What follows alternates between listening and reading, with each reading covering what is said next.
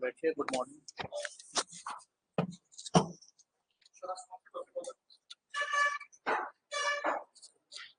Unit and measurement. चलिए सभी को गुड मॉर्निंग।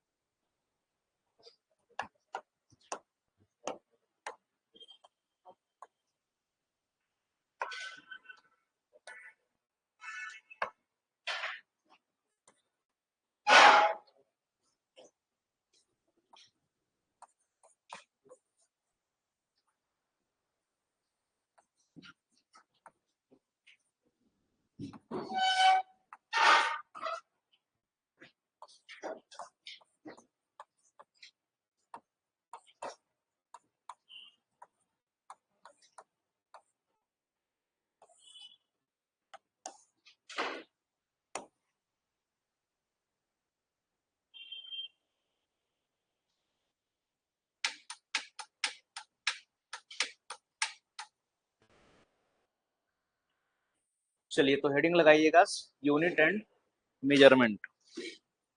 हिंदी में इसको बोलते हैं मात्रक तथा मापन। चलिए रूपा कुमारी, आयशा, अफरीन, आलोक जी, चलिए गुड मॉर्निंग। तो देखिए इसमें सबसे पहला टर्म हमारे पास है यूनिट। सबसे पहला टर्म इसमें क्या है? यूनिट।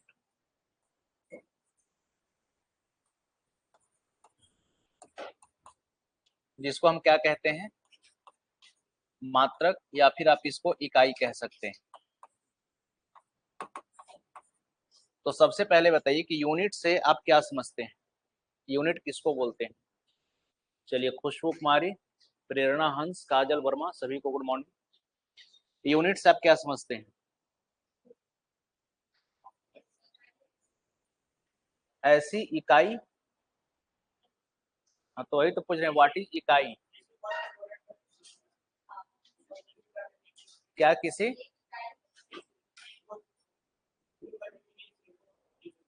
किसी चीज को इंगित करने के लिए सिंबल का प्रयोग करते हैं, टू मेजर फिजिकल क्वांटिटी। चलिए मोहित विक्की, गुड मॉर्निंग। देखिए अगर आपसे हम एक बात बोलें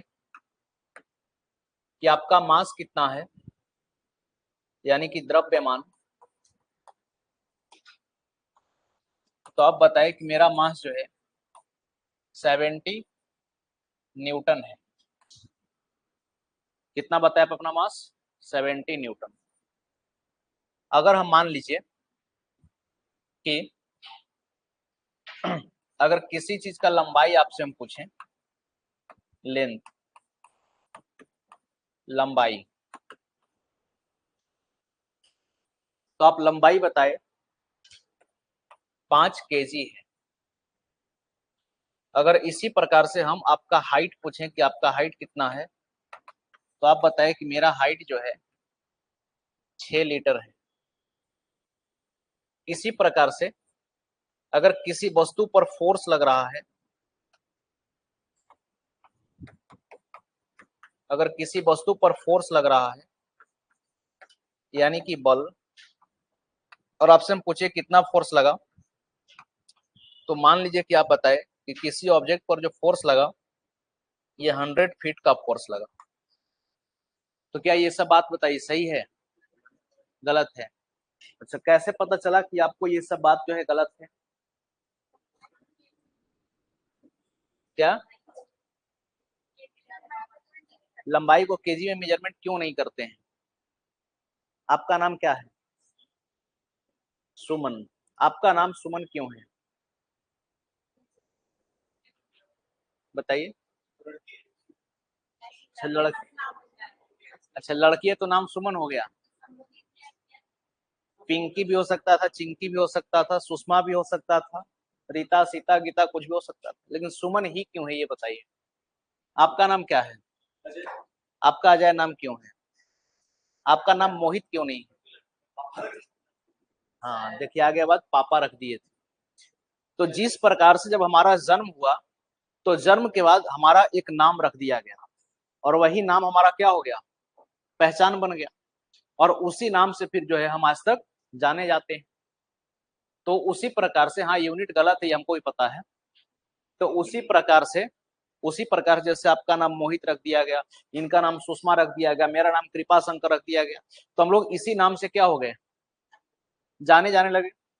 तो उसी प्रकार से जब फिजिक्स में भौतिक राशि परिभाषित किए जा रहे थे तो किसी फिजिकल क्वांटिटी को मेजर करने के लिए पहले से ही कुछ यूनिट को क्या कर दिया गया है, निर्धारित कर दिया गया है। जैसे बोला गया कि मास का अगर मेजरमेंट करना है, देखिए ये सब जो है term Newton, KG, litre, feet ये सब गलत नहीं है, लेकिन हाँ मास के लिए न्यूटन बोलना क्या हो जाएगा, गलत हो जाएगा, क्योंकि ये पहले से बात डिसाइड है कि जब भी आप मास को मेजर करेंगे केजी में मेजर करेंगे। तो अगर हम बोले कि मास 70 केजी का है तो ये बताइए सही हो गया कि नहीं। लेंथ को अगर मेजर करना है तो इसके लिए यूनिट रखा गया है मीटर। अगर हम बोले कि लंबाई 5 मीटर का है, अब ये सही हो गया। अगर हम बोले कि हाइट जो है 6 लीटर नहीं बल्कि 6 फीट है, अब बताइए सही हो गया।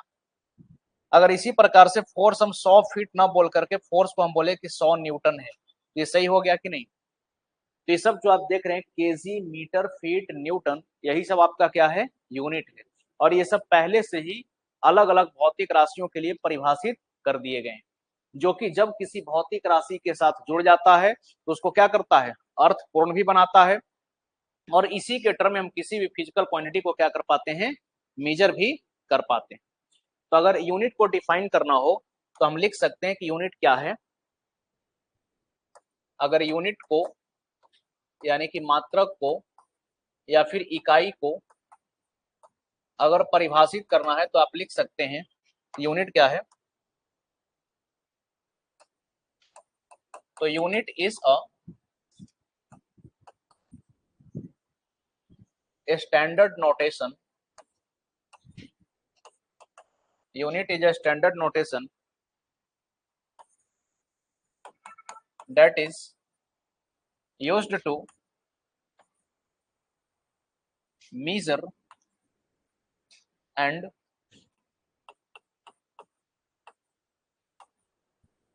express any physical quantity। देखिए यूनिट क्या है, तो unit is a standard notation that is used to measure and express any physical quantity. लिखिए मात्रक एक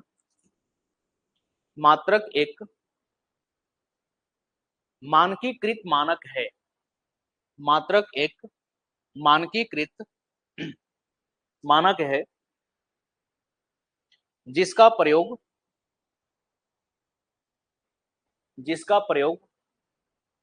किसी भी भौतिक राशि को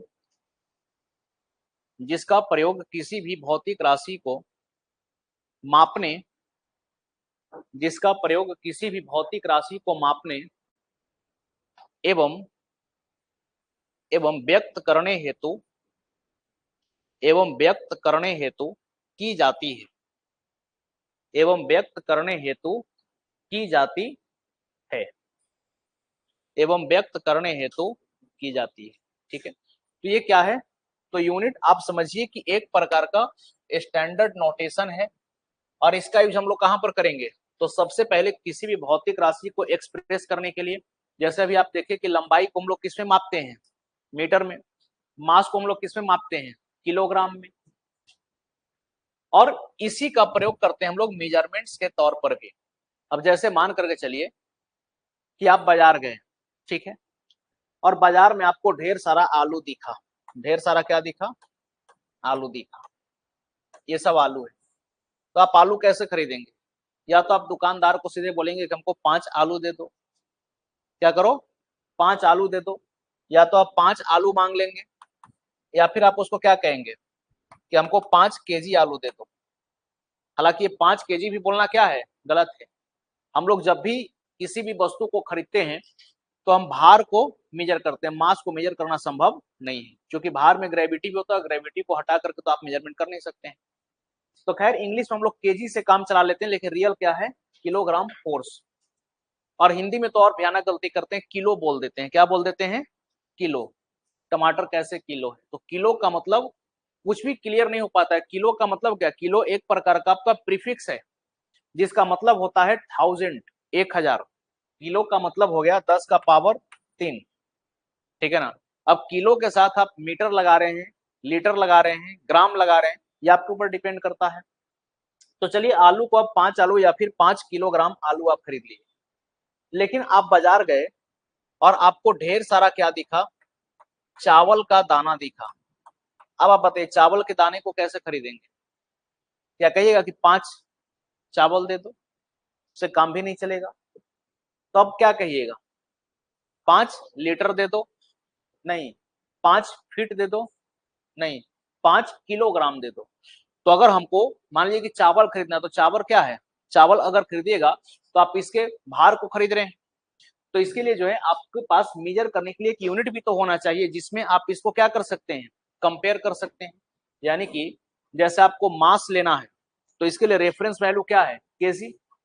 अब जैसे मान के चलिए कि हमको लंबाई मापना है, तो इसके लिए हम किसका यूज करेंगे? मीटर का प्रयोग करेंगे, और इसके हिसाब से हम लोग मेजरिंग इंस्ट्रूमेंट्स भी बनाए हुए हैं।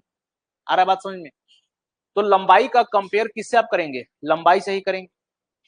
जैसे मान लीजिए कि आप बाजार में गए कपड़ा खरीदने के लिए, आपको 2 मीटर कपड़ा लेना है, तो दुकानदार क्या करता है?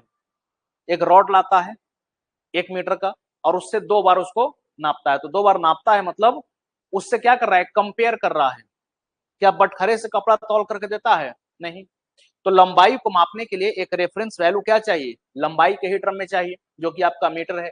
मास को मेजर करने के लिए एक रेफरेंस वैल्यू आपका क्या चाहिए? केजी। तो उसी प्रकार से यूनिट एक स्टैंडर्ड नोटेशन आपका है, जिसका प्रयोग करके हम किसी भी भौतिक राशि को माप सकते हैं, या फिर किसी भी भौतिक राशि को क्या कर सकते हैं? व्यक्त कर सकते हैं। साथ ही साथ आप इसको समझ सकते हैं कि यूनिट क्या है? एक रेफरेंस है, एक रेफरेंस है, जो कि हम किसी भी फिजिकल क्वांटिटी को कंपेयर करने के लिए भी क्या करते हैं? यूज करते हैं, ठीक है ना। तो आप लिख सकते हैं, एक पॉइंट और लिख लीजिएगा, unit is also a reference that is used to compare similar physical quantity। लिखिए मात्रक एक प्रकार के मानक है, जिसका प्रयोग मात्रक एक प्रकार की मानक है जिसका प्रयोग किसी भी समान भौतिक राशियों के जिसका प्रयोग किसी भी समान भौतिक राशियों के तुलना हेतु की जाती है। समान भौतिक राशियों के तुलना हेतु की जाती है। अब इसका एग्जाम्पल क्या लिखिएगा? तो जैसे अगर इसके एग्जाम्पल की अगर हम बात करें, तो एग्जाम्पल आप ऐसे लिख सकते हैं, जैसे unit of mass is KG. लिखिए द्रव्यमान की मात्रक किलोग्राम होती है। उदाहरण में लिख लीजिए, द्रव्यमान की मात्रक किलोग्राम होती है। द्रव्यमान की मात्रक किलोग्राम होती है। इसी प्रकार से unit of length is metre. Unit of length is metre. लंबाई की मात्रक मीटर होती है। लंबाई की मात्रक मीटर होती है। इसी प्रकार से अगर हम बात करें, तो unit of force is Newton. Unit of force is Newton. बल की मात्रक न्यूटन होती है। बल की मात्रक न्यूटन होती है आदि। बल की मात्रक न्यूटन होती है आदि। ये सब क्या है, ये सब पहले से ही डिफाइंड है, जैसे हमारा नाम पहले से ही डिफाइंड है, जन्म के बाद ही हमारा नाम रख दिया गया और वही नाम आज तक चलते आया है। ठीक है, एक मानक नाम की हम बात करें, वैसे तो नाम बहुत सा होता है।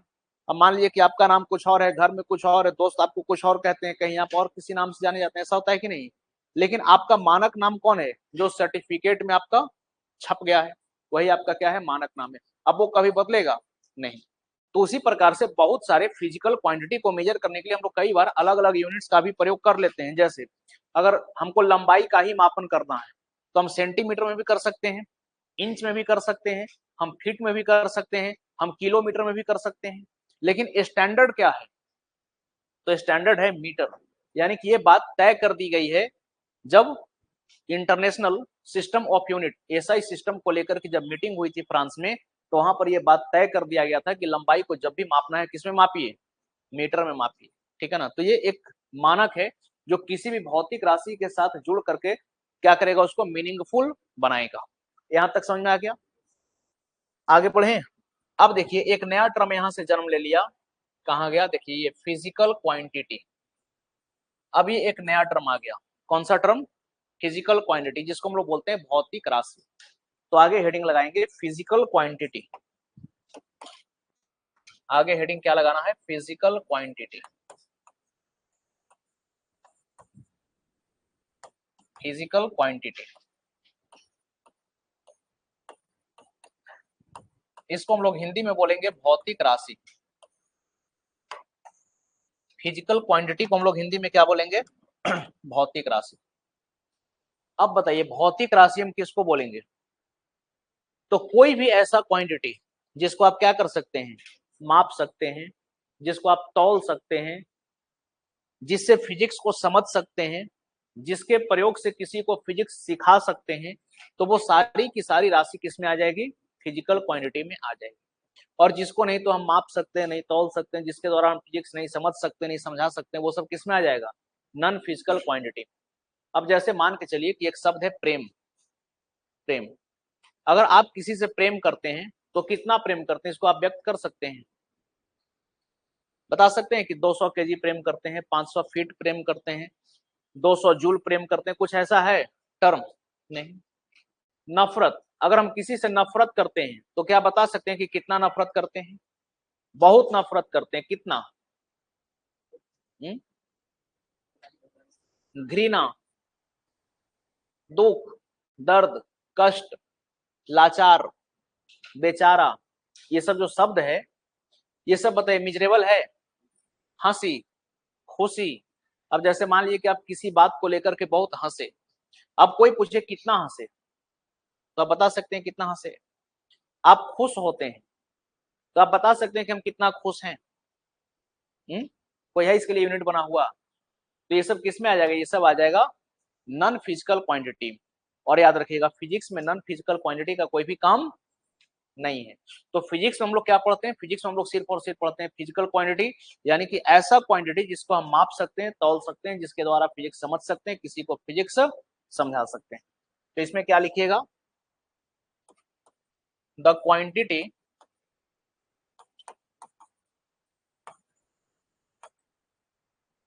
that can be measured, the quantity that can be measured and through which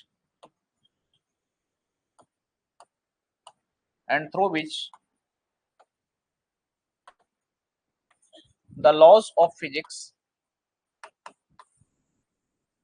can be expressed,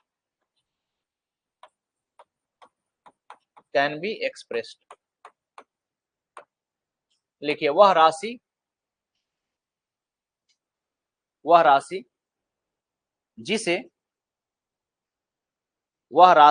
मापा या तौला जा सकता हो, वह राशि जिसे मापा या तौला जा सकता हो, तथा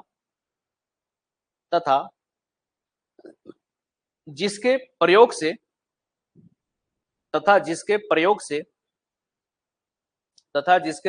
से भौतिकी के नियमों को तथा जिसके प्रयोग से भौतिकी के नियमों को तथा जिसके प्रयोग से भौतिकी के नियमों को व्यक्त की जा सकती हो तथा जिसके प्रयोग से भौतिकी के नियमों को व्यक्त की जा सकती हो तथा जिसके प्रयोग से भौतिकी के नियमों को व्यक्त की जा सकती हो। ठीक है ना। देखिए, आप एक सेपरेट कॉपी बनाइए, ठीक है ना, आपके हित के लिए बोल रहे हैं, इसको आप अदरवाइज नहीं लीजिएगा। देखिए होगा क्या, जैसे आप 2 बार पढ़े हुए हैं, 3 बार पढ़े हुए हैं हमसे फिजिक्स, ठीक है, और इसमें देखिएगा जब पढ़ाएंगे तो बहुत सा चीज सिमिलर भी आपको मिलेगा, फैक्चुअल सब्जेक्ट, और बहुत सा चीज आपको कुछ कुछ नया भी मिलेगा, क्योंकि हर बैच में कुछ ना कुछ वेरिएशन होता है, कुछ ना कुछ सिमिलरिटी होता है। और अगर मान लीजिए कि अगर हम किसी टर्म को लिखा रहे हैं और आप उसको मिलाइएगा कि ये सब बताए कि नहीं, सब हुआ कि नहीं, तो उसमें फिर क्या होगा ना कि पूरा क्लास आपका मिलाने में चला जाएगा, उससे फिर आप चीजों को सीख नहीं पाएंगे। तो बेहतर है कि उसको मिलाइए, घर पर मिलाइए, अभी एक नया कॉपी ले लीजिए और उसमें लिखिए। इससे 2 चीज होगा, इससे क्या होगा कि पूरा कंसंट्रेशन आपका क्लास पर बना हुआ रहेगा, जिससे क्या होगा कि आप एक एक बातों को क्या करेंगे, समझ जाएंगे, और जब समझ गए चीजों को तो यही आपका फिर मेंस होता है।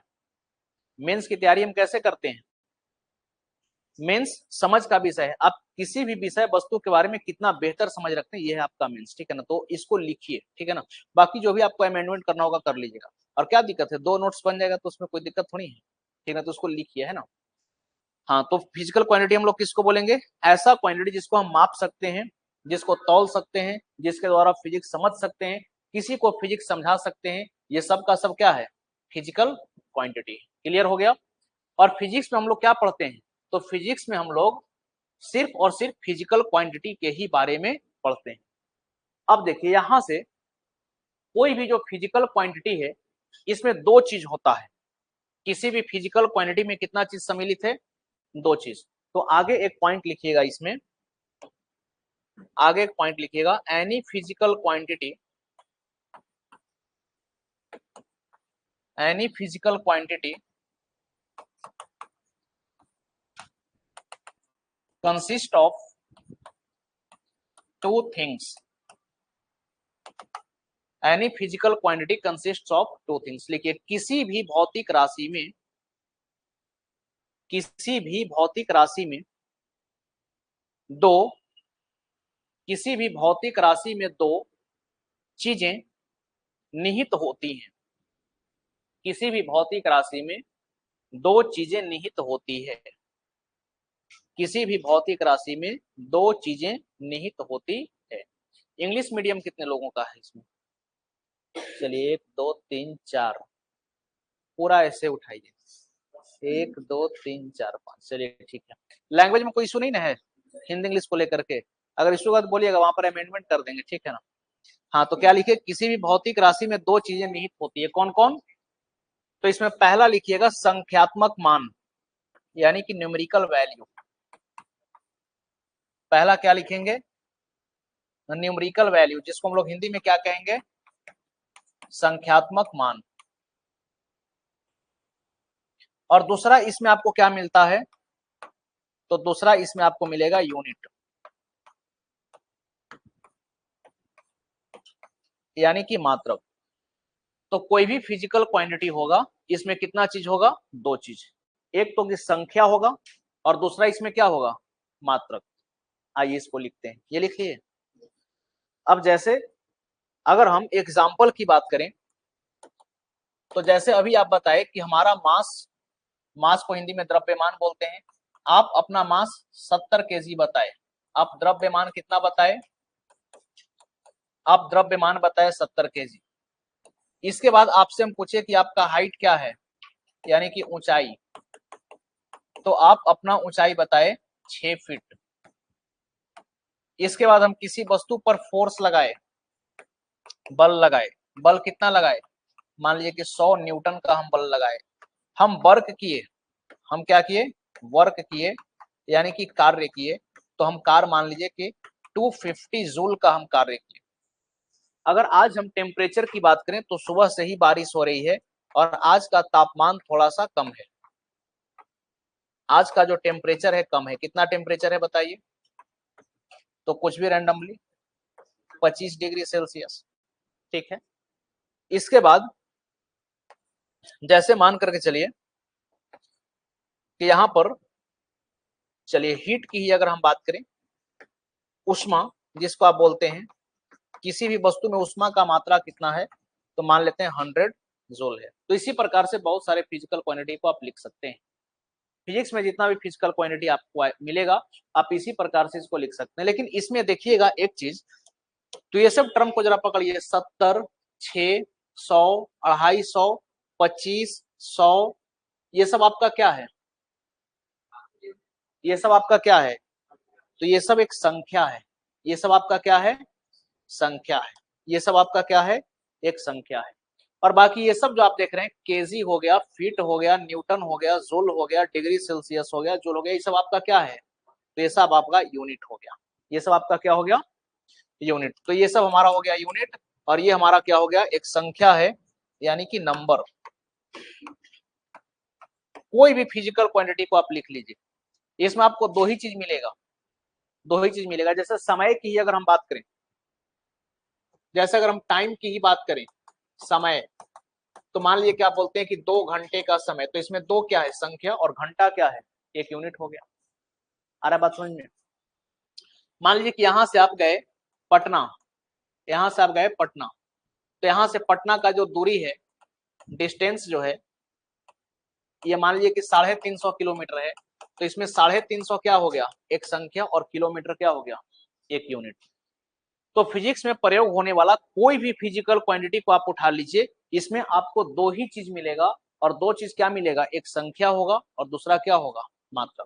क्या तीसरा चीज भी कोई इसमें होगा? नहीं। तो किसी भी फिजिकल क्वांटिटी में दो चीज है, एक आपका संख्या हो गया, और दूसरा क्या हो गया? मात्रक। ये बात क्लियर हो गया। अब सवाल है कि संख्या क्या बताता है? तो संख्या ये बताता है कि जिस यूनिट को आप रेफरेंस मान रहे हैं, उसका कितना टाइम्स आपका फिजिकल क्वांटिटी है। अब जैसे मान के चलिए कि हम बोले कि हमारा भार 70 केजी है, इसका मतलब हम कह रहे हैं कि हमारा भार 1 केजी का 70 गुना है। हम क्या कह रहे हैं कि हमारा भार 1 केजी का क्या है? 70 गुना है। अगर हम बोले कि हाइट हमारा 6 फीट है, इसका मतलब कि रेफरेंस हम 1 फीट को मान रहे हैं, और 1 फीट के कंपेयर में हमारा हाइट कितना है? 6 गुना है।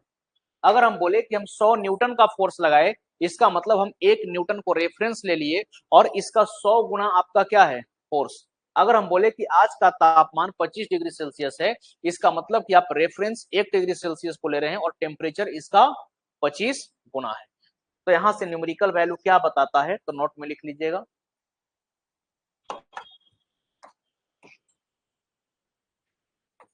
नोट में लिख लेंगे,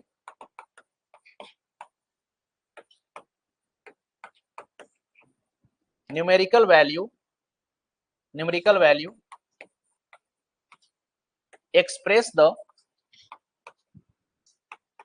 quantity of numerical value express the quantity of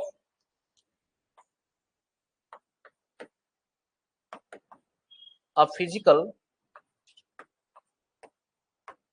quantity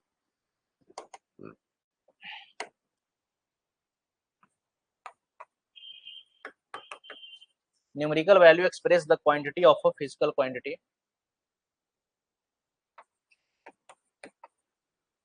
with respect of या फिर with reference of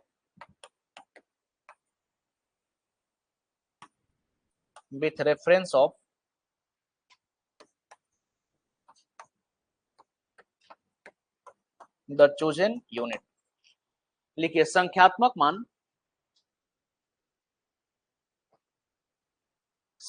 मान किसी चयन किए गए मात्रक के संदर्भ में,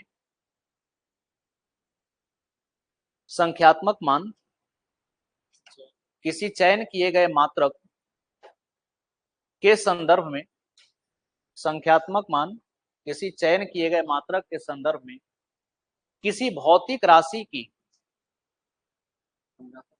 संख्यात्मक मान किसी चयन किए गए मात्रक के संदर्भ में किसी भौतिक राशि किसी भौतिक राशि की किसी भौतिक राशि की मात्रा को किसी भौतिक राशि की मात्रा को व्यक्त करती है, मात्रा को व्यक्त करती है। क्लियर हो गया। अब जैसे मान के चलिए कि हम बोलते हैं कि 100 ग्राम किसी वस्तु का द्रव्यमान कितना है, 100 ग्राम।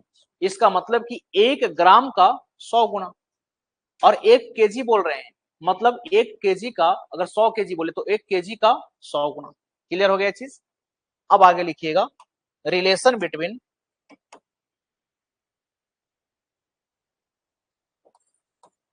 Relation between relation between numerical value and unit. लिखिए, संख्यात्मक मान एवं मात्रक में संबंध। संख्यात्मक मान एवं मात्रक में संबंध। संख्यात्मक मान एवं मात्रक में संबंध। संख्यात्मक मान एवं मात्रक में संबंध, relation between numerical value and unit. देखिए, जो संख्या और जो मात्रक होता है किसी भी भौतिक राशि में, इसमें क्या जो है रिलेशन। अब जैसे मान करके चलिए, let the mass of wheat is 2 kg। देखिए, हिंदी में क्या लिखिए, माना कि गेहूं का द्रव्यमान 2 केजी है। माना कि गेहूं का द्रव्यमान 2 केजी है। हम क्या मान लिए कि गेहूं का जो द्रव्यमान है ये कितना है, 2 केजी।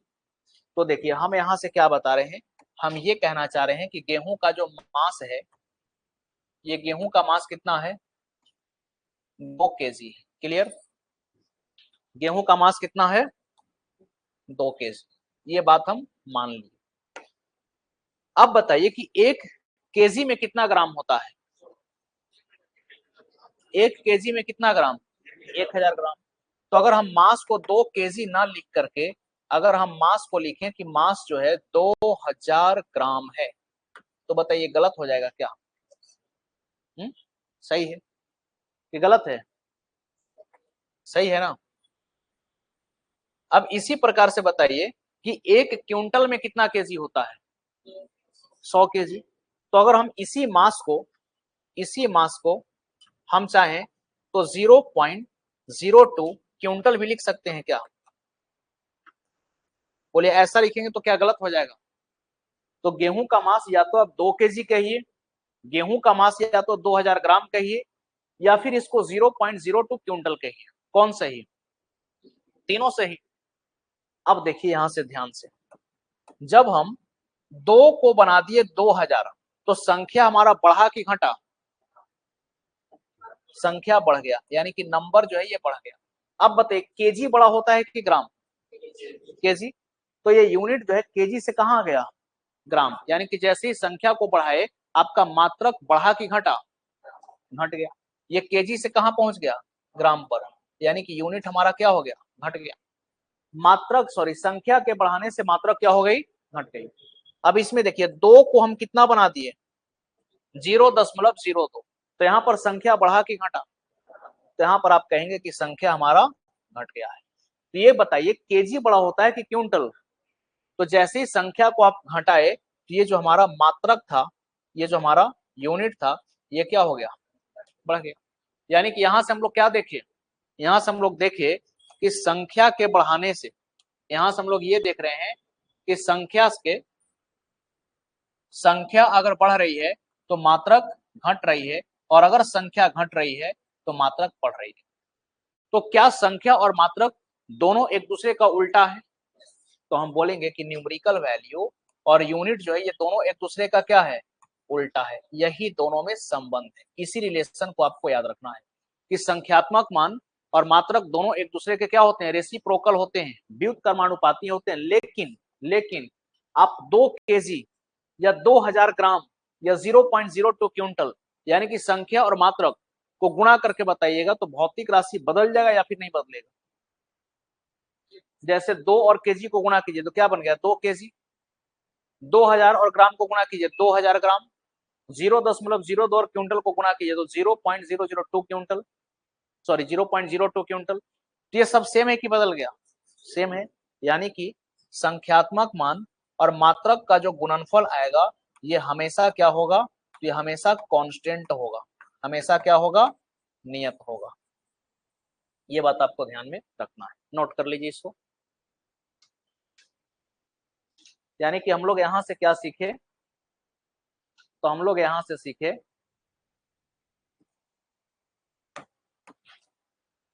यहां से हम लोग सीखे for a given physical quantity the numerical value and unit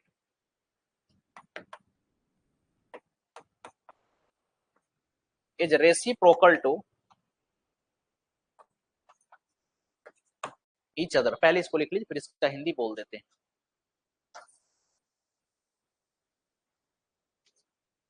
बोलिए, ऊपर वाला पढ़, उसका हिंदी बोले। अच्छा,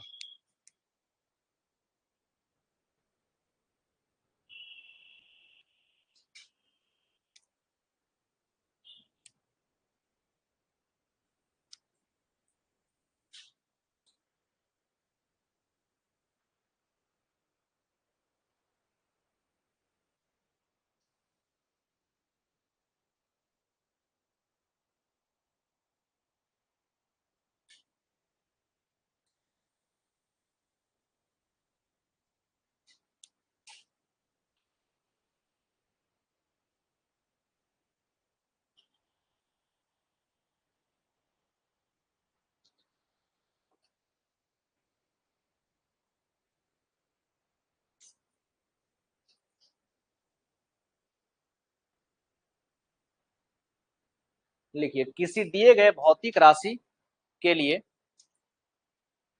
किसी दिए गए भौतिक राशि के लिए किसी दिए गए भौतिक राशि के लिए संख्यात्मक मान, किसी दिए गए भौतिक राशि के लिए संख्यात्मक मान तथा मात्रक, किसी दिए गए भौतिक राशि के लिए संख्यात्मक मान तथा मात्रक एक दूसरे के व्युत्क्रमानुपाती होते हैं, एक दूसरे के व्युत्क्रमानुपाती होते हैं, एक दूसरे के व्युत्क्रमानुपाती होते हैं। यही दोनों में क्या है? रिलेशन। संख्या बढ़ाइएगा मात्रक घट जाएगा, संख्या घटाइएगा मात्रक बढ़ जाएगा। दोनों के बीच में रिलेशन क्या है? व्युत्क्रमानुपाती। चलिए आगे चलें। अब ये जो फिजिकल क्वांटिटी है, ये जो आप फिजिकल क्वांटिटी देखे, इसको भी हम लोग क्या करते हैं? 2 कैटेगरी में बांटते हैं। ये जो फिजिकल क्वांटिटी है इसको हम लोग कितने कैटेगरी में बांटेंगे? 2।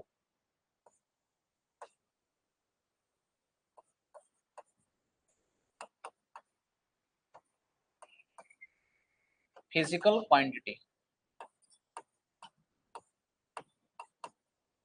भौतिक राशि, इसको हम लोग 2 कैटेगरी में बांटते हैं। एक को हम बोलते हैं स्केलर, स्केलर क्वांटिटी, जिसको हम लोग बोलते हैं अदिश राशि,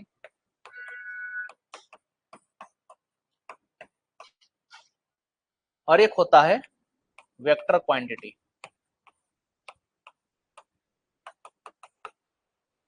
जिसको हम क्या कहेंगे? सदिश राशि। एक और होता है टेंसर क्वांटिटी, जैसे इलेक्ट्रिसिटी आपका टेंसर क्वांटिटी होता है, ठीक है ना, लेकिन उसको हम लोग स्केलर में ही रख करके पढ़ेंगे, क्योंकि टेंसर क्वांटिटी हम लोगों को पढ़ना नहीं है, वो सब हायर लेवल का चीज है, इंजीनियरिंग लेवल पर वो सब चीजें आती हैं। तो हम लोग फिजिकल क्वांटिटी 2 प्रकार का ही सीखेंगे, एक स्केलर और एक क्या हो गया? वेक्टर। एक अदिश राशि और दूसरा क्या हो गया? सदिश राशि। तो अब इसमें आगे हेडिंग लगाएंगे स्केलर क्वांटिटी। स्केलर क्वांटिटी जिसको हम हिंदी में कहेंगे अदिश राशि। स्केलर क्वांटिटी यानी कि अदिश राशि। देखिए फिजिक्स में बहुत सारा फिजिकल क्वांटिटी ऐसा भी है जिसको एक्सप्रेस करने के लिए आपको डायरेक्शन बताने का आवश्यकता नहीं पड़ता है। जैसे अगर हमसे कोई पूछे कि आपका मास क्या है, तो क्या हम ऐसा बोलते हैं 80 केजी नीचे की ओर, ऐसा बोलते हैं क्या? कोई पूछे कि आपका हाइट क्या है, तो बोलते हैं 6 फीट ऊपर की ओर। अगर कोई हमसे पूछे कि आज का तापमान क्या है, तो ऐसा बोलते हैं कि 25 डिग्री सेल्सियस और ये दक्षिण दिशा की ओर है आज का तापमान। कोई हमसे पूछे कि समय क्या हो रहा है, तो अभी तो घड़ी में जो है 8:53 हो रहे हैं, लेकिन ये उत्तर दिशा की ओर हो रही है। अगर कोई आपसे पूछे कि यहाँ से बोकारो का दूरी क्या है, तो आप क्या बोलते हैं 100 किलोमीटर पूरब की ओर, ऐसा कुछ बोलते हैं। सिंपल बोलते हैं कि यहाँ से बोकारो की दूरी 100 किलोमीटर है, घड़ी में भी 8:53 हो रहे हैं, आज का तापमान 25 डिग्री सेल्सियस है, हमारा हाइट 6 फीट है और हमारा मास 80 केजी। इसमें डायरेक्शन बताने का कहीं पर भी जो है कोई जरूरत है नहीं। तो फिजिक्स में बहुत सारा फिजिकल क्वांटिटी आपको ऐसा मिलेगा जिसको एक्सप्रेस करने के लिए डायरेक्शन की कोई महत्व नहीं होती, सिर्फ उसका न्यूमेरिकल वैल्यू और यूनिट जिसको मिलाकर के आप परिमाण कहते हैं, मैग्नीट्यूड, अगर इसी से हमारा काम चल जा रहा है तो उसको हम कहेंगे स्केलर क्वांटिटी। तो इसमें लिखिएगा the physical quantity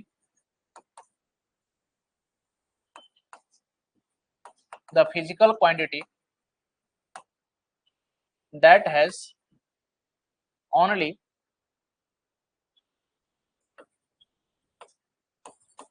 magnitude is called a scalar quantity.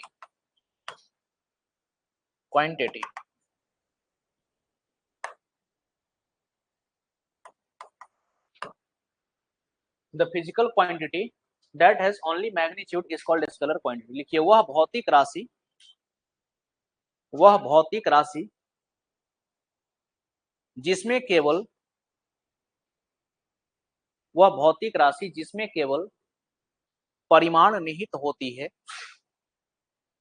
वह भौतिक राशि जिसमें केवल परिमाण निहित होती है उसे अदिश राशि कही जाती है। वह भौतिक राशि जिसमें केवल परिमाण निहित होती है उसे अदिश राशि कही जाती है। जैसे एग्जाम्पल इसका लिखना हो तो एग्जाम्पल हम क्या लिख सकते हैं, जैसे मास हो गया यानी कि द्रव्यमान, जैसे हमारा लेंथ हो गया यानी कि लंबाई, जैसे आपका टाइम हो गया यानी कि समय,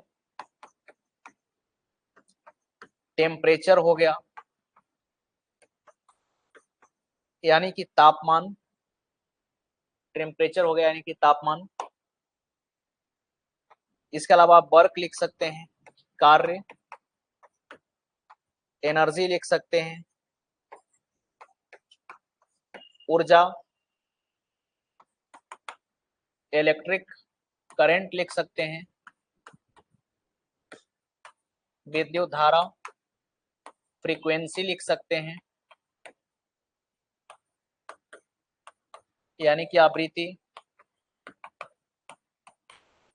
डिस्टेंस लिख सकते हैं दूरी,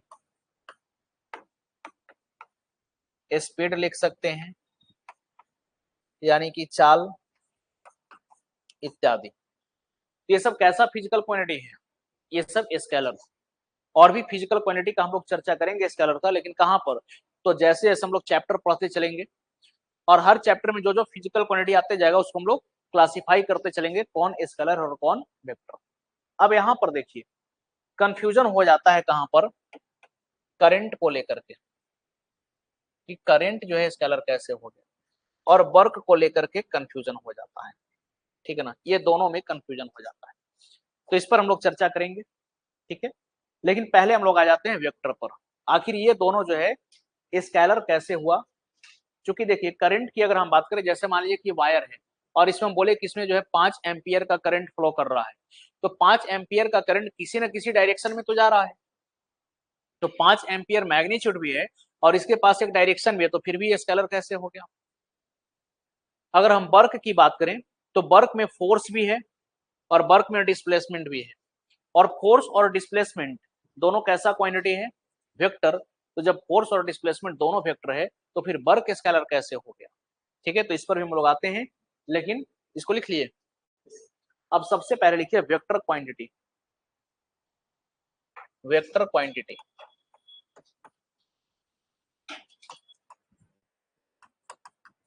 वेक्टर क्वांटिटी यानी कि सदिश राशि।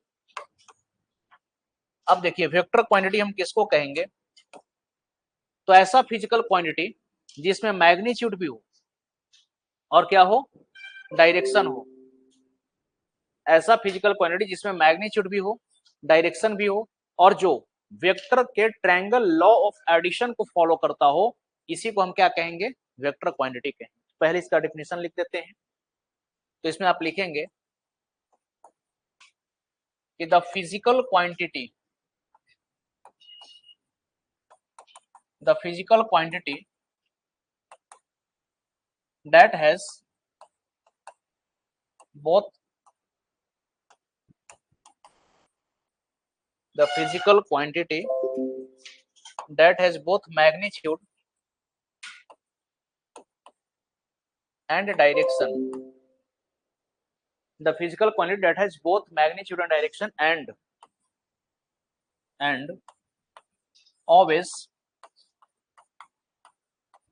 vector triangle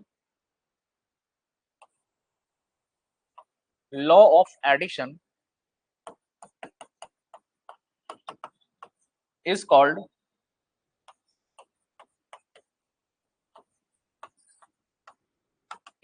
vector quantity। लिखिए वह राशि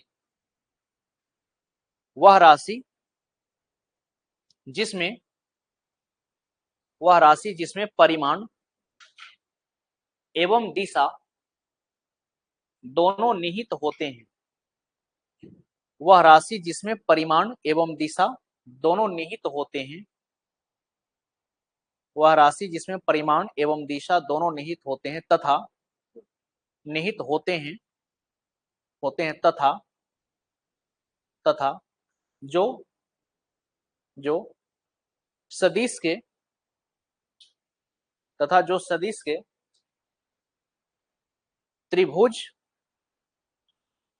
त्रिभुज के योग नियमों का पालन करते हैं। त्रिभुज के योग नियमों का पालन करते हैं, उन्हें सदिश राशि कही जाती है। उन्हें सदिश राशि कही जाती है। अब इसका एग्जाम्पल क्या बनेगा, तो अगर इसके एग्जाम्पल की हम बात करें तो जैसे इसके एग्जाम्पल में आप लिख सकते हैं डिस्प्लेसमेंट हो गया, यानी कि विस्थापन। देखिए विस्थापन किसको बोलते हैं, जब हम किसी दूरी को एक निश्चित दिशा में तय करते हैं तो इसी को हम क्या कहेंगे, विस्थापन। यानी कि अगर डिस्टेंस को जब एक डेफिनेट डायरेक्शन में ट्रेवल किया जाता है तो इसी को हम क्या कहेंगे, डिस्प्लेसमेंट। तो इसमें एक डायरेक्शन भी होता है। इसके अलावा आप लिख सकते हैं वेलोसिटी, यानी कि वेग, एक्सेलरेशन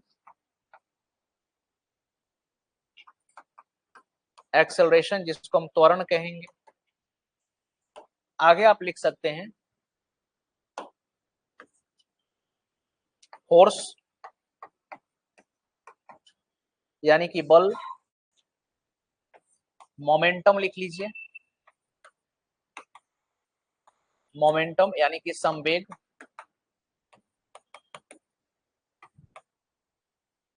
इम्पल्स हो गया, यानी कि आवेग। ये सब कैसा क्वांटिटी है, ये सब हमारा वेक्टर क्वांटिटी कहलाए। इसमें मैग्नीट्यूड भी है और डायरेक्शन भी है। और ये ट्रायंगल लॉ ऑफ एडिशन को फॉलो भी करते हैं। अच्छा, अब देखिए एक वेक्टर को हम लोग रिप्रेजेंट कैसे करते हैं। तो एक वेक्टर को रिप्रेजेंट किया जाता है एरो से। कैसे रिप्रेजेंट करते हैं? हाँ, उस पर आ रहे हैं, ठीक है ना, उसी पर आ रहे हैं। एक पॉइंट लिख लीजिएगा नोट में कहीं पर, या फिर इधर लिखिए, आगे लिखिएगा एक point. A vector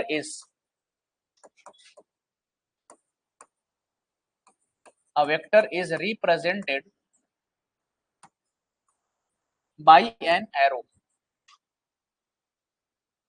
a vector is represented by an arrow. लिखिए एक सदिश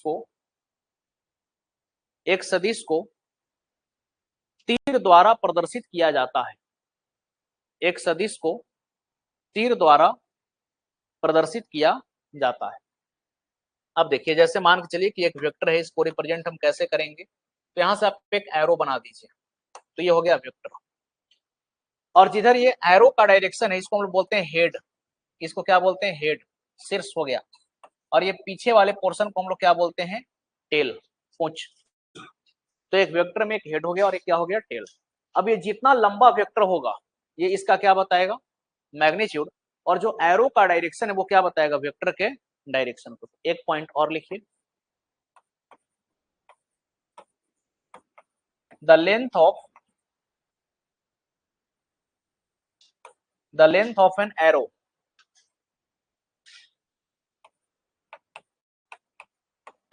gives the magnitude of vector and direction of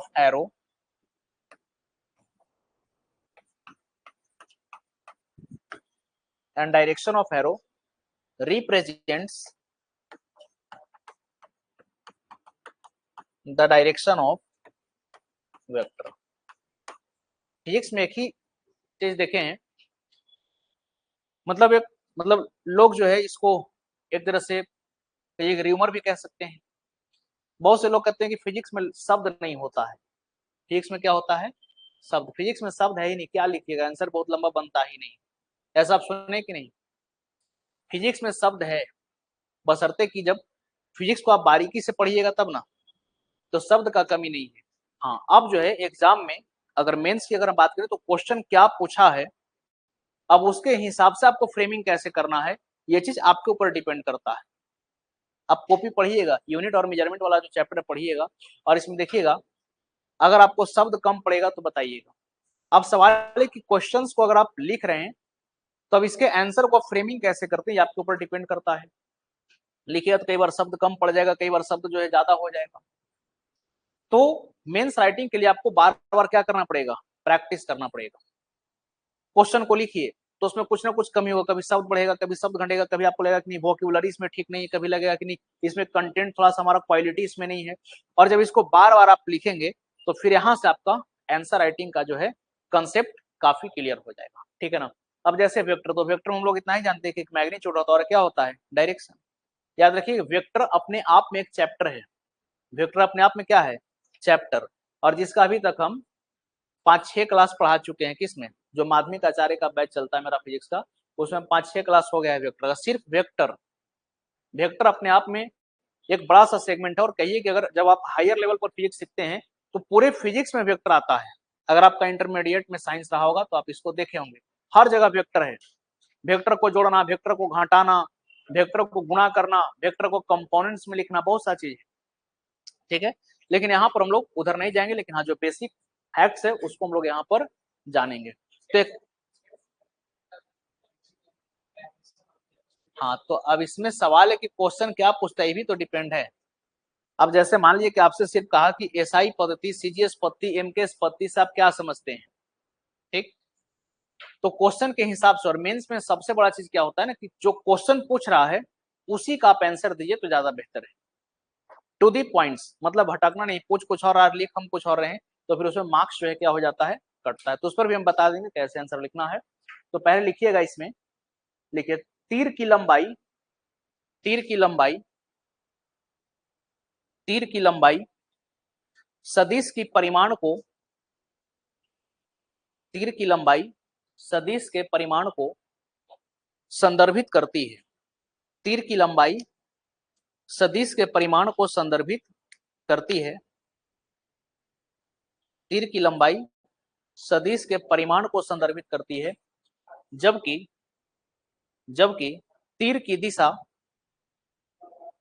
जबकि तीर की दिशा जबकि तीर की दिशा सदिश की दिशा को जबकि तीर की दिशा सदिश की दिशा को संदर्भित करती है। जबकि तीर की दिशा सदिश की दिशा को संदर्भित करती है। ये बात क्लियर हो गया। अब आप अक्सर देखे होंगे कि जैसे लिखा हुआ रहता है, अब जैसे एग्जाम्पल के तौर पर समझिए कि अगर ऐसा हमको लिखा हुआ मिल गया, ए लिखा और इसके ऊपर एरो लगा हुआ है, तो इसको हम लोग क्या पढ़ेंगे? तो इसको पढ़ने का तरीका हमारा होगा वेक्टर ए। इसको हम लोग क्या पढ़ेंगे? Vector A. अगर लिखा हुआ है पी और इसके ऊपर डाल दिया एरो, तो इसका मतलब हम लोग क्या समझेंगे कि वेक्टर ये पी है। और वैसे भी समझिए कि कोई भी फिजिकल क्वांटिटी है और उसके ऊपर अगर आपको एरो दिख गया, तो ये बात तय हो गया कि ये क्या है? वेक्टर है। जैसे मान लीजिए कि अगर आपको लिखना है फिजिक्स में, जैसे हम लोग लिखते हैं एक्सेलरेशन, क्या लिखते हैं? एक्सेलरेशन यानी कि त्वरण। तो इसको हम लोग कैसे रिप्रेजेंट करते हैं? ए के ऊपर एरो डाल देते हैं। जैसे अगर आपको लिखना है फोर्स यानी कि बल, ये भी एक आपका फिजिकल मतलब वेक्टर क्वांटिटी है, तो फोर्स के ऊपर एक छोटा सा एरो लगा दीजिए। जैसे आपको लिखना है मोमेंटम, मोमेंटम यानी कि संवेग, तो इसके ऊपर आप क्या किए? एक एरो डाल देंगे, इसको पी से रिप्रेजेंट करते हैं, इसके ऊपर एक एरो डाल दिए। अब जैसे मान के चलिए कि आपको लिखना है इम्पल्स, इम्पल्स यानी कि आवेग, तो यहाँ पर क्या लिखिए? आई लिखिए और इसके ऊपर एक एरो डाल दीजिए। तो इसी प्रकार से इसको हम क्या करते हैं? रिप्रेजेंट करते हैं। अब देखिए ट्रायंगल ऑफ एडिशन इसमें क्या है, तो उसको भी थोड़ा सा देख लेते हैं। लिख लीजिए इसको। अब देखिए ट्रायंगल लॉ ऑफ एडिशन, त्रिभुज के योग का नियम। Triangle law of addition, triangle law of addition, त्रिभुज के योग का नियम, त्रिभुज के योग का नियम, ट्रायंगल लॉ ऑफ एडिशन। एक छोटा सा आपको हम सवाल देते हैं। जैसे मान करके चलिए कि अगर आपसे हम बोले कि 3 + 4 क्या होगा, बताइए 3 + 4 क्या होगा? 3 + 4 7 होगा। 3 + 4 क्या होगा? 7 होगा। लेकिन ये कैसे आया? तो इसको हम लोग एल्जेब्रिक सम कहेंगे। इसको क्या कहेंगे? इसको हम एल्जेब्रिक सम कहेंगे। अगर 3 और 4 को आप जोड़ रहे हैं तो ये आपका क्या आएगा? अलजेब्रिक सम आएगा। लेकिन अगर वेक्टर सम कीजिएगा, क्या कीजिएगा इसका? Vector sum. वेक्टर का एक अपना ही रूल होता है, जोड़ने का, घटाने का, गुणा करने का। अगर आप वेक्टर सम करेंगे 3 + 4 का, तो इसका जो रिजल्ट आएगा, इसका रिजल्ट आपका समझिए, जो रिजल्टेंट वेक्टर आएगा, रिजल्ट ये आपका ग्रेटर देन इक्वल टू 1 हो सकता है और लेस देन इक्वल टू 7 हो सकता है। ये रिजल्ट आपका बनेगा। 3 और 4 को जोड़ने पर 7 ही आ रहा है, ये अलजेब्रा की तरह आप इसको जोड़ रहे हैं। लेकिन अगर वेक्टर का गणित इसमें लगाइएगा तो 3 और 4 को जोड़ने से 1 भी आ सकता है और 3 और 4 को जोड़ने से 7 भी आ सकता है। मतलब ज्यादा से ज्यादा कितना आएगा? 7। कम से कम क्या आएगा? 1। और 1 से लेकर के 7 तक कुछ भी वैल्यू संभव हो पाएगा। ये डिपेंड करेगा कि दो वेक्टर के डायरेक्शन क्या है, दोनों वेक्टर के बीच में एंगल क्या है। अब जैसे देखिए, मान लीजिए कि एग्जाम्पल के तौर पर अगर हम बोले कि हमारे पास एक वेक्टर है ए, एक वेक्टर है ए, ये वेक्टर है ए, और एक वेक्टर हमारे पास है बी, एक वेक्टर हमारे पास क्या है? बी। और ये दोनों वेक्टर के बीच में एंगल कितना है? थीटा। अब हमको क्या करना है? जोड़ना है। हमको क्या करना है? इनको जोड़ना है। तो देखिए वेक्टर को जब जोड़ते हैं तो इसको जोड़ने के बाद जो रिजल्ट हमारा आता है इसको रिजल्टेंट वेक्टर कहते हैं। क्या बोलते हैं? Resultant vector. तो रिजल्टेंट वेक्टर का मतलब क्या होगा कि वेक्टर ए और वेक्टर बी दोनों को क्या कर दीजिए, जोड़ दीजिए। तो देखिए वेक्टर को जोड़ने का तरीका ये होता है कि एक वेक्टर के हेड में आप दूसरे वेक्टर का टेल जोड़ सकते हैं। तो ए का हेड है, इसमें बी का आप टेल जोड़ दीजिए। अब इसको हम क्या किए कि यहां से उठा करके इसको यहां पर लेकर के आ गया, किसको? बी को। एक नियम होता है, नियम क्या है कि वेक्टर को आप पैरेलल में शिफ्ट करा सकते हैं। अगर ये वेक्टर है इसको हम स्लाइड करा दिए तो वेक्टर हमारा बदलेगा नहीं, क्योंकि जैसे मान लीजिए कि हमारे पास एक वेक्टर है और इसको हम खिसका करके, ये समझिए कि हमारे पास एक वेक्टर है, अब इसको हम खिसका करके ऊपर लेके चल गए तो क्या इसका डायरेक्शन बदल गया? मैग्नीट्यूड बदल गया? नहीं बदला। अब जैसे मान लीजिए कि एक वेक्टर हमारे पास है जो कि हॉरिजॉन्टल के साथ कितना एंगल बना रहा है? थीटा। अब इस वेक्टर को हम उठा करके यहां पर लेकर के आ गए तो क्या ये वेक्टर बदल जाएगा? नहीं, क्योंकि अगर मैग्नीट्यूड और डायरेक्शन नहीं बदल रहा है तो याद रखिएगा आपका वेक्टर बदलेगा नहीं। तो आप वेक्टर को पैरेलल में शिफ्ट या स्लाइड करा सकते हैं। तो इस वेक्टर को यहां से हम स्लाइड करके ले आए और इस प्रकार से लाए कि ए के हेड में बी का क्या जोड़ दिए? टेल हम जोड़ दिए। अब इसके बाद आपको क्या करना है कि जो ए का टेल और बी का हेड जो है ये दोनों को आपस में जोड़ दीजिए और ये जो अब आपका वेक्टर मिल रहा है, ये वाला जो आपका वेक्टर मिल रहा है यही आपका क्या है? Resultant vector. यही आपका क्या है? Resultant vector. तो जरा देखिए तो एक ट्रायंगल बना क्या? ए और बी को जब जोड़े और फिर जो रिजल्टेंट वेक्टर को जोड़े तो वेक्टर ए, वेक्टर बी और रिजल्टेंट वेक्टर जो आया तीनों मिलकर के क्या बनाया?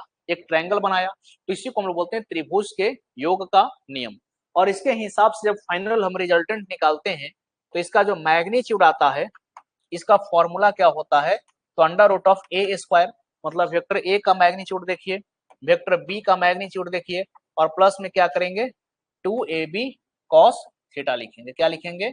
2ab cos theta. तो ये होता है दो वेक्टर को जोड़ने के बाद जो रिजल्टेंट आता है उसका फॉर्मूला।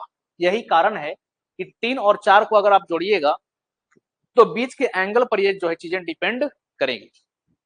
अगर जो है बीच का एंगल अगर आपका 0 डिग्री हो गया मतलब दोनों वेक्टर सेम डायरेक्शन में, तो cos 0 1 हो जाएगा। तो a square plus B square plus 2 मतलब a प्लस बी का होल स्क्वायर हो गया। ठीक है, तो ये हो गया ट्रायंगल लॉ ऑफ एडिशन। ये बात आया समझ में? लिखना है तो इसको लिख लीजिए। क्या? हाँ, जैसे ये आप 3 और 4 को अगर आप जोड़ रहे हैं, ठीक है ना, तो 3 और 4 को जोड़िएगा तो ये डिपेंड करेगा एंगल पर। क्या?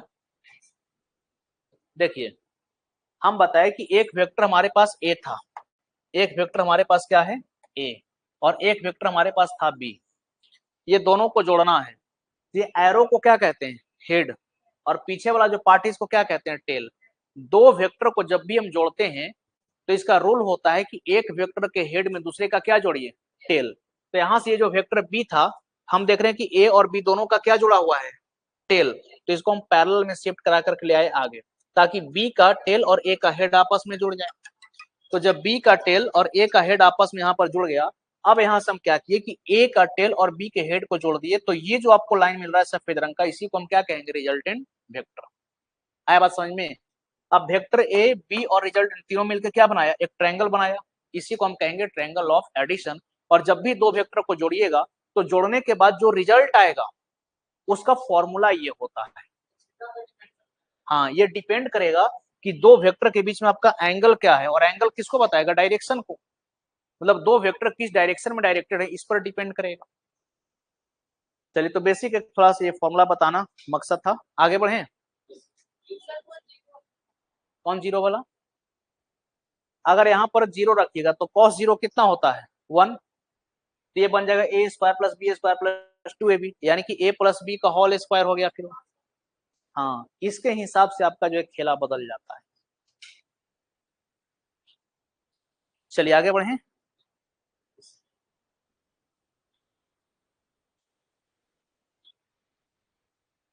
टफ नहीं लग रहा है?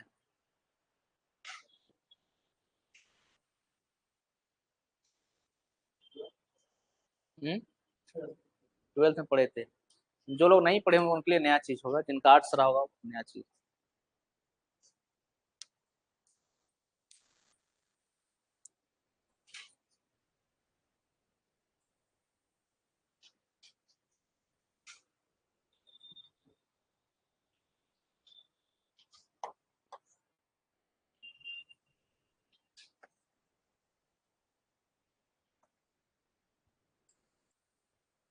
देखिए नोट में दो बात और लिख देते हैं, इसको भी याद रखिएगा।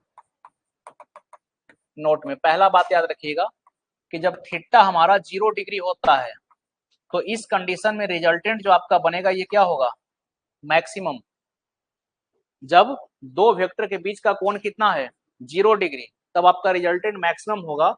और ये रिजल्टेंट होगा कितना, ये रिजल्टेंट होगा a प्लस बी के बराबर। ठीक है, यानी कि 3 और 4 को जोड़ने पर 7 आ रहा है, इसका मतलब कि दोनों वेक्टर एक ही दिशा में है। और दूसरा चीज याद रखिएगा कि अगर थीटा हो गया 180 डिग्री, 180 डिग्री मतलब एक वेक्टर आगे तो दूसरा उसके ठीक पीछे, बीच का एंगल 180 डिग्री का मतलब यही हुआ। तो यहाँ पर रिजल्टेंट आपका जो बनेगा ये कम से कम होगा, मिनिमम होगा। और इस कंडीशन में जो आपका रिजल्टेंट वेक्टर आएगा ये a माइनस बी होगा। ठीक है ना, दोनों को घटा दीजिए। अच्छा, ये पॉजिटिव नेगेटिव में भी आ सकता है, तो आगे मॉड लगा दीजिए। इसमें मॉड हमेशा कैसा रिजल्ट देगा, पॉजिटिव रिजल्ट देगा।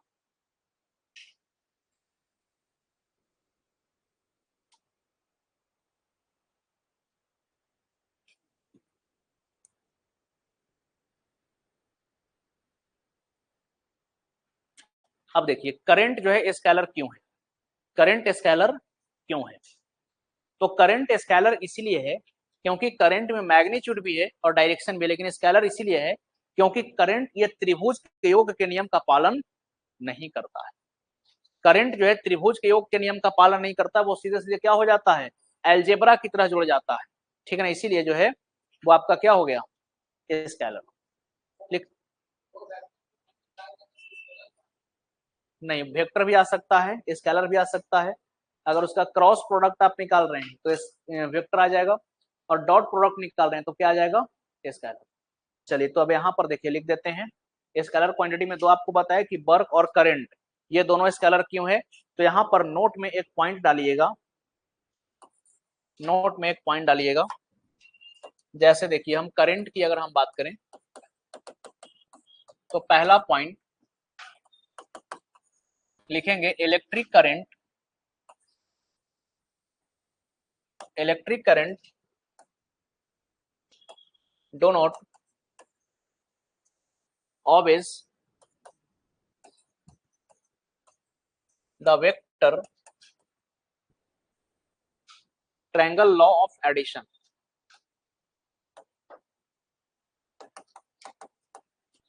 Electric current do not always the vector triangle of addition, it adds up like algebra, it adds up like algebra, hence it is a scalar quantity। लिखिए विद्युत धारा, विद्युत धारा, विद्युत धारा सदिश के, विद्युत धारा सदिश के त्रिभुज के, विद्युत धारा सदिश के त्रिभुज के योग नियमों का पालन नहीं करती। विद्युत धारा सदिश के त्रिभुज के योग नियमों का पालन नहीं करती, पालन नहीं करती। यह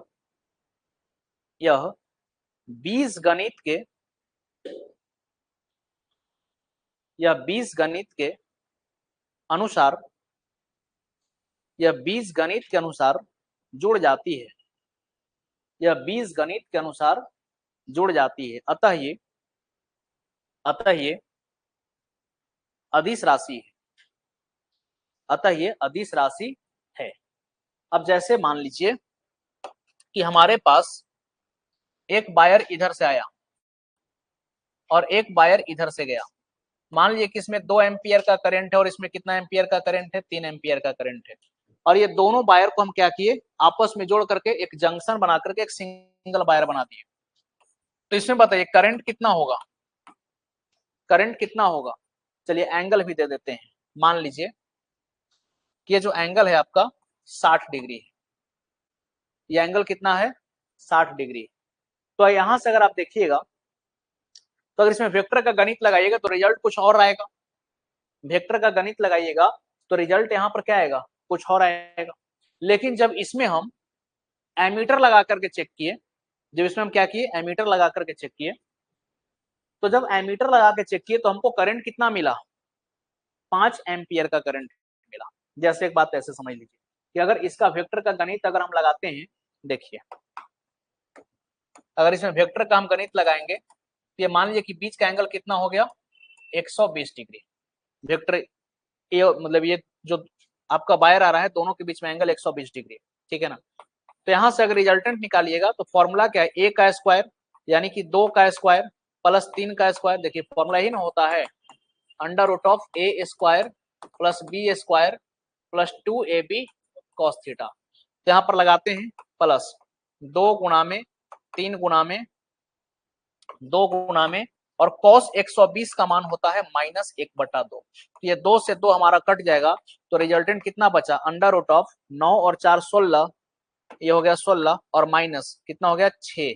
तो रिजल्टेंट हमारा कितना आ गया, अंडर रूट ऑफ 10 एम्पियर का करंट आना चाहिए। हमारी एक्सपेक्टेशन क्या थी, अगर ये दो तार को हम जोड़े हैं तो हमारा एक्सपेक्टेशन था, हमारा एक्सपेक्टेशन था, हमारा एक्सपेक्टेशन था, एक्सपेक्टेशन का मतलब उम्मीद, हमारा उम्मीद ये था कि हमको कितना करंट इसमें मिलेगा, हमको करंट मिलेगा √10 एम्पियर का। हमारा उम्मीद कितना था, हम तो वेक्टर पढ़े, करंट में जो है मैग्नीट्यूड भी है और डायरेक्शन भी है, तो हम उम्मीद क्या कर रहे हैं कि यहाँ पर इस तार में जो करंट आएगा कितना आएगा, √10 एम्पियर का आएगा। लेकिन रियलिटी क्या हो गया, रियलिटी क्या हो गया, रियलिटी क्या हो गया, वास्तविकता क्या हुई कि हमारे पास करंट को मेजर करने के लिए एक डिवाइस बना हुआ है। कौन सा डिवाइस, एमीटर। तो हम क्या किए कि खट से यहाँ पर एमीटर को जोड़ करके देखे, यहाँ पर हम क्या किए, एक एमीटर को लगा दिए, एक हम एमीटर को लगा दिए इस प्रकार से, देखिए एमीटर को हम यहाँ पर जोड़ दिए इस वायर में, ठीक है ना। तो यहाँ पर एमीटर जो रीडिंग हमको बताया ये 5 एम्पियर का रीडिंग बताया, तो रियलिटी कितना हो गया 5 एम्पियर। तो बताइए सही कौन है, तो सही तो एमीटर वाला रीडिंग, क्योंकि एमीटर का काम ही है करंट को मापना। लेकिन हम जो वेक्टर का गणित लगा रहे थे इसमें, उसके हिसाब से तो √10 एम्पियर आना चाहिए, लेकिन रियल में कितना आया। तो हम बोलेंगे ये जो ट्रायंगल ऑफ एडिशन है, ये जो ट्रायंगल ऑफ एडिशन है इसको करंट फॉलो नहीं करता, ये अलजेब्रा के हिसाब से क्या हो जाता है, ऐड हो जाता है, इसलिए करंट आपका क्या है, स्केलर क्वांटिटी। क्लियर हो गया। हाँ देखिए सनाउल्लाह जी लिख रहे हैं कि by using Kirchhoff's law junction rule, हाँ बिल्कुल। अगर आप क्लास 12th में पढ़े होंगे करंट इलेक्ट्रिसिटी तो वहां पर आपको किरचॉफ्स का नियम पढ़ना होगा, जिसमें आपको 2 रूल पढ़ाए गए थे, केसीएल और केवीएल, किरचॉफ्स करंट लॉ और किरचॉफ्स वोल्टेज लॉ। तो वोल्टेज लॉ में क्या था कि अगर किसी कंप्लीट सर्किट में अगर आप एक चक्कर चलते हैं तो नेट ईएमएफ आपका 0 होता है, और किरचॉफ्स करंट लॉ था कि किसी भी जंक्शन पर जितना करंट आ रहा है उतना ही करंट निकलेगा। तो कितना करंट आ रहा है, 2 और 3 5 एम्पियर आया, तो निकला भी कितना 5 एम्पियर। ठीक है, चलिए तो ये बात आ गया समझ में कि करंट स्केलर क्यों है। अब देखिए वर्क का कहानी, अब दूसरा बात लिखिएगा नोट में, वर्क।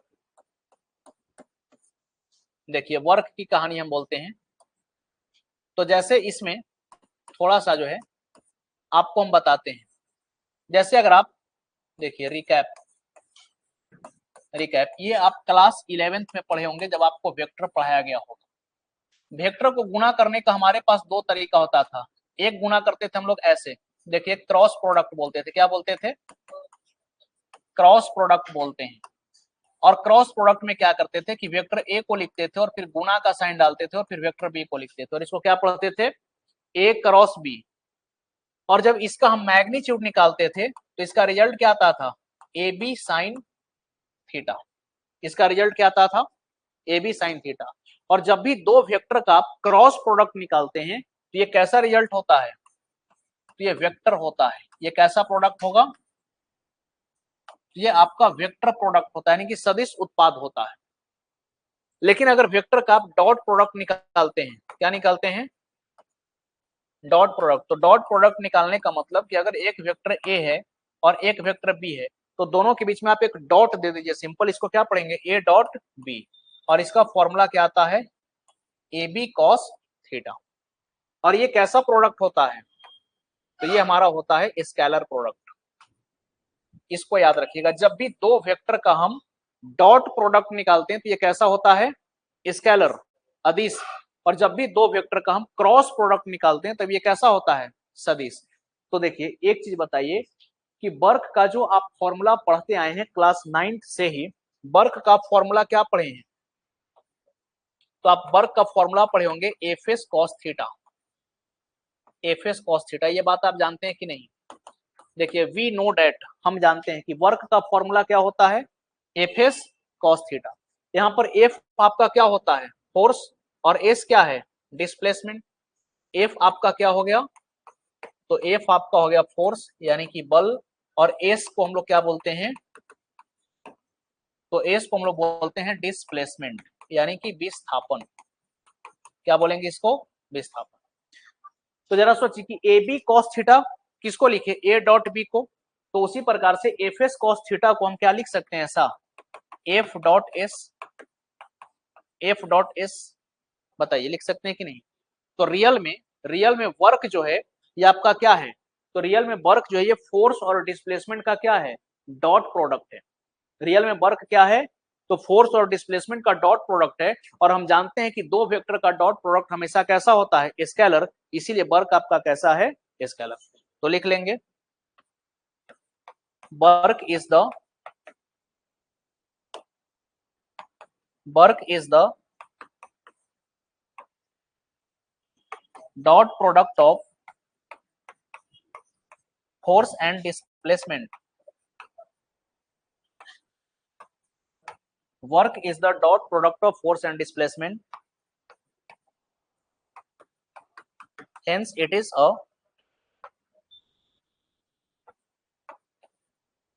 scalar quantity। लिखिए हिंदी में क्या लिखिएगा, कार्य, लिखिए कार्य, कार्य बल तथा विस्थापन की,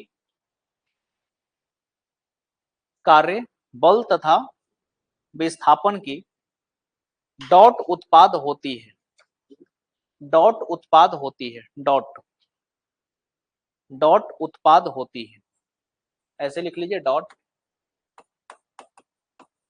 डॉट उत्पाद होती है, कार्य बल तथा विस्थापन की डॉट उत्पाद होती है। अतः ये अतः ये अतः ये अदिश राशि है, अतः ये अदिश राशि है। तो दोनों करंट और वर्क में जो कंफ्यूजन रहता है इसका स्पष्टीकरण आपको हम दिए कि ये दोनों क्यों स्केलर है, इसमें वेक्टर क्वांटिटी भी नहीं थे फिर भी स्केलर क्यों है। तो वर्क स्केलर इसीलिए है क्योंकि ये फोर्स और डिस्प्लेसमेंट का डॉट प्रोडक्ट है, और करंट स्केलर इसीलिए है क्योंकि ये वेक्टर का ट्रायंगल ऑफ एडिशन को फॉलो नहीं करता है। क्लियर हो गया यहाँ तक। तो चलिए आज हम लोग सीखे यूनिट्स के बारे में, फिजिकल क्वांटिटी, और फिजिकल क्वांटिटी का दो टाइप्स यानी कि स्केलर और वेक्टर में क्या क्या डिफरेंस, और न्यूमेरिकल वैल्यूज और यूनिट्स वगैरह में क्या रिलेशन है। अब अगले क्लास में लोग चर्चा करेंगे सिस्टम ऑफ यूनिट्स के बारे में। किसके बारे में, सिस्टम ऑफ यूनिट। तो आप लोग हेडिंग लगा लीजिएगा सिस्टम ऑफ यूनिट, मात्रक के प्रणाली, सिस्टम ऑफ यूनिट मात्रक के प्रणाली, है ना। मेजरमेंट्स को लेकर के पहले सीजीएस सिस्टम था, एफपीएस सिस्टम था, एमकेएस सिस्टम था, फिर तीनों में क्या समस्या रहा इसका चर्चा करेंगे, और फिर एसआई सिस्टम को लाने की क्या आवश्यकता पड़ी, एसआई सिस्टम कैसे आया, फिर इसमें फंडामेंटल यूनिट क्या है, ड्राइव यूनिट क्या है, इन तमाम चीजों की चीज हम लोग करेंगे नेक्स्ट क्लास में। क्या क्या पीछे,